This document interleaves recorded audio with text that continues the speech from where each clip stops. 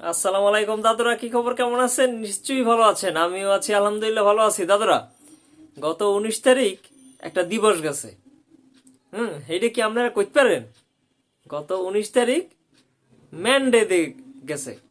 Man day হলো মানুষ দিবস, ঠিক আছে, পুরুষ দিবস। এইটা বলছি এই কারণে, কারণ এইটা কিন্তু আন্তর্জাতিকভাবে স্বীকৃত। হ্যাঁ, 19 নভেম্বর ম্যান ডে। কিন্তু দুঃখের বিষয় কি জানেন? এই যে মগো দেশ বাংলাদেশ, এই বাংলাদেশে মোরা একসে নারী নারী নারী লইয়ে লইয়ে লাফালাফি করতে আছি।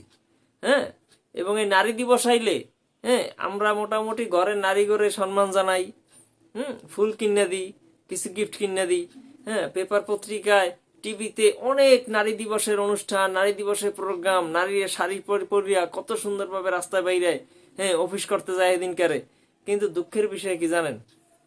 মোরাও তো মানুষ, মোরাও তো পুরুষ, মগদের জন্যও কিন্তু একটা দিন আছে। গত 19 তারিখ কিন্তু সেই দিনটা গেছে। কিন্তু দুঃখের বিষয়, মোরা এরকম নতুন জামা কাপড় পরেও রাস্তা নামতে পারি নাই। মগো ঘরের লোকজনও কিন্তু কেউ কিছু কয় নাই।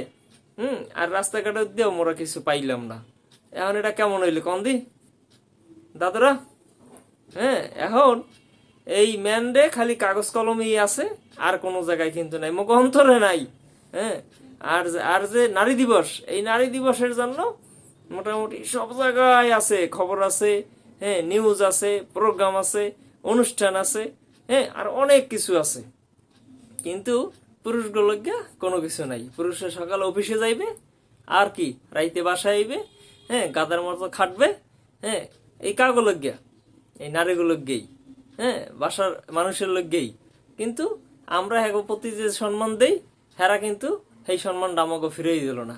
এই জন্য কিন্তু মনে বড় দুষ্ক, মনে বড় আফসুস। এখন এই আফসোসের লগে আপনারা কারা কারা আছেন আমার একটু কমেন্ট বক্সে জানাইয়েন। ঠিক আছে, যে দাদু তোমার নাহান মুইও আছি, মোরও এই একই অবস্থা। এই যে ম্যান দিবস গেছে, ম্যান দিবসে কিন্তু কেউ একটা একটা ফুল দিয়ে একটা কথা কইয়াও কিন্তু তোমার অভিভাবন জানায় নাই। ঠিক আছে, ভালো থাকবেন, আল্লাহ হাফেজ।